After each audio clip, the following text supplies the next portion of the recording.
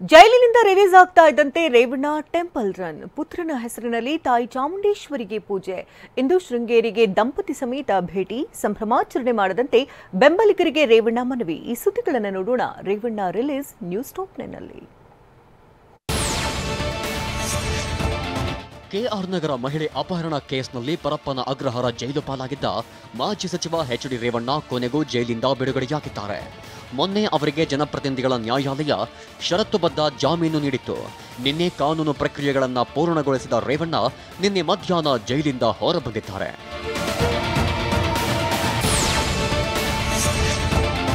H D Revanna ಬಿಡುಗಡೆಗೆ ಹಲವು ಷರತ್ತುಗಳನ್ನು ಹಾಕಲಾಗಿದೆ. ನ್ಯಾಯಾಲಯಕ್ಕೆ 5 ಲಕ್ಷ ರೂಪಾಯಿ ವೈಯಕ್ತಿಕ ಬಾಂಡ್, 2 ಶ್ಯೂರಿಟಿ ಸಲ್ಲಿಸಬೇಕು. ಪ್ರಕರಣದ ದೂರುದಾರ ಹಾಗೂ ಸಂತ್ರಸ್ತೆ ಸಾಕ್ಷಿಗಳಿಗೆ ಬೆದರಿಕೆ ಹಾಕಬಾರದು. ಸಾಕ್ಷ್ಯಾಧಾರ ನಾಶಪಡಿಸಬಾರದು. ತನಿಖಾಧಿಕಾರಿ ಕರೆದಾಗ ವಿಚಾರಣೆಗೆ ಹಾಜರಾಗಿ ಸಹಕರಿಸಬೇಕು. ಪಾಸ್ಪೋರ್ಟ್ ಅನ್ನ ನ್ಯಾಯಾಲಯದ ವಶಕ್ಕೆ ನೀಡಬೇಕು. ನ್ಯಾಯಾಲಯದ ಅನುಮತಿ ಪಡೆಯದೆ ರಾಜ್ಯ ತೊರೆಯಬಾರದು.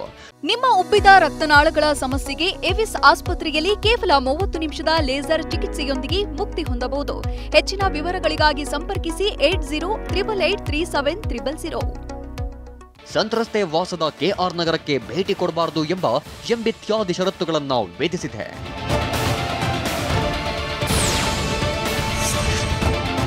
ನನಗೆ ಕಾನೂನಿನ ಮೇಲೆ ಗೌರವ ಇದೆ.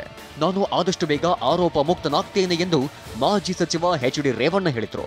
ಪರಪ್ಪನ ಅಗ್ರಹಾರ ಕೇಂದ್ರ ಕಾರಾಗೃಹದಿಂದ ಬಿಡುಗಡೆಯಾದ ಬಳಿಕ ಮಾಧ್ಯಮಗಳಿಗೆ ಮೊದಲ ಪ್ರತಿಕ್ರಿಯೆ ನೀಡಿದ ಅವರು, ಕಾನೂನಿನ ಮೇಲೆ ಗೌರವ ಇದೆ. ನನಗೆ ದೇವರ ಮೇಲೆ ನಂಬಿಕೆ ಇದೆ.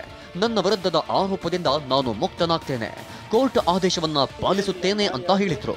ನನ್ನ ನ್ಯಾಯಾಂಗದ ಬಗ್ಗೆ ಗೌರವ ಇದೆ.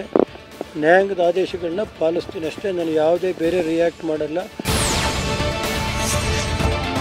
ದೈವ ಭಕ್ತಿಗೆ ಹೆಸರಾಗಿರುವ ಜೆಡಿಎಸ್ ಶಾಸಕ ಎಚ್ ಡಿ ರೇವಣ್ಣ ಜೈಲಿಂದ ಬಿಡುಗಡೆಯಾದವರೇ ನೇರ ಪದ್ಮನಾಭನಗರದಲ್ಲಿರುವ ಎಚ್ ಡಿ ದೇವೇಗೌಡರ ನಿವಾಸಕ್ಕೆ ತೆರಳಿದ್ರು. ಅಲ್ಲಿ ಕುಮಾರಸ್ವಾಮಿ ಹಾಗೂ ಕುಟುಂಬದ ಸದಸ್ಯರನ್ನ ಭೇಟಿಯಾಗಿ ಮಾತುಕತೆ ನಡೆಸಿದ್ರು. ನಂತರ ಬಸವನಗುಡಿಯಲ್ಲಿರುವ ಕಾರಂಜಿ ಆಂಜನೇಯ ಸ್ವಾಮಿ ದೇವಾಲಯ ಹಾಗೆ ಜೆಪಿ ನಗರದಲ್ಲಿರುವ ಲಕ್ಷ್ಮೀ ವೆಂಕಟೇಶ್ವರ ಸ್ವಾಮಿ ದೇವಾಲಯಕ್ಕೆ ಭೇಟಿ ನೀಡಿ ಪೂಜೆ ಸಲ್ಲಿಸಿದ್ರು.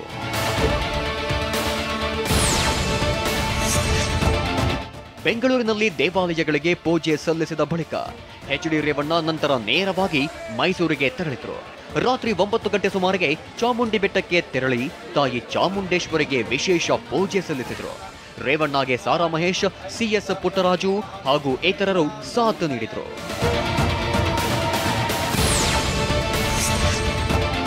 ತಾಯಿ ಚಾಮುಂಡೇಶ್ವರಿ ಸನ್ನಿಧಿಯಲ್ಲಿ ಮೊದಲಿಗೆ ಪ್ರಜ್ವಲ್ ರೇವಣ್ಣ ಅವರ ಹೆಸರಲ್ಲಿ ಎಚ್ ಡಿ ರೇವಣ್ಣ ಪೂಜೆ ಮಾಡಿಸಿದ್ರು. ಆನಂತರ ತಮ್ಮ ಕುಟುಂಬದ ಎಲ್ಲರ ಹೆಸರುಗಳು, ನಕ್ಷತ್ರಗಳು, ರಾಶಿಗಳನ್ನ ಹೇಳಿ ಪೂಜೆ ಮಾಡಿಸಿದ್ರು. ಆನಂತರ ಗರ್ಭಗುಡಿಯಲ್ಲಿ ಕುಳಿತು 10 ನಿಮಿಷಗಳ ಕಾಲ ಧ್ಯಾನ ಮಾಡಿದ್ರು.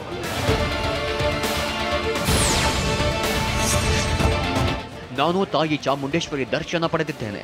ದೇವರು ಹಾಗೂ ರಾಜ್ಯದ ಜನರ ಮೇಲೆ ನಂಬಿಕೆ ಇದೆ ಎಂದು ಎಚ್ ಡಿ ರೇವಣ್ಣ ಹೇಳಿದರು.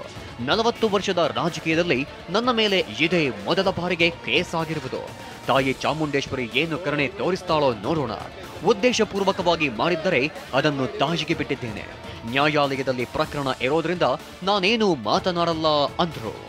ಸರ್, ಈಗ ನನಗೆ ನ್ಯಾಯಾಂಗದ ಬಗ್ಗೆ ಗೌರವ ಇದೆ. ನಾನು ತಾಯಿ ಚಾಮುಂಡೇಶ್ವರಿ ದರ್ಶನ ಮಾಡಿದ್ದೀನಿ. ನನಗೆ ದೇವ್ರ ಮೇಲೆ ನಂಬಿಕೆ ಇದೆ. ರಾಜ್ಯದ ಜನತೆ, ನಾನು ಸುಮಾರು 40 ವರ್ಷಗಳ ಕಾಲ ರಾಜಕೀಯದಲ್ಲಿದ್ದೀನಿ. ನನ್ನ ಜೀವನದಲ್ಲಿ ಇದೇ ಫಸ್ಟು ನನ್ನ ಮೇಲೆ ಕೇಸ್ ಇರೋದು. ಇವತ್ತು ನ್ಯಾಯಾಲಯದಲ್ಲಿ ಕೇಸ್ ಇರುವಾಗ ನಾನೇನು ಮಾಡ್ತೀನಿ.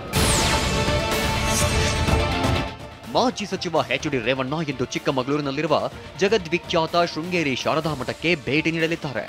ಶ್ರೀ ಶಾರದಾಂಬಾ ದೇವಸ್ಥಾನದಲ್ಲಿ ವಿಶೇಷ ಪೂಜೆ ಸಲ್ಲಿಸಲಿದ್ದಾರೆ. ಇಂದು ಬೆಳಗ್ಗೆ 10:30 ಸುಮಾರಿಗೆ ಶೃಂಗೇರಿಯ ದೇವಸ್ಥಾನದಲ್ಲಿ ಪೂಜೆ ಸಲ್ಲಿಸಲಿದ್ದಾರೆ ಎಂದು ಮೂಲಗಳು ತಿಳಿಸಿವೆ.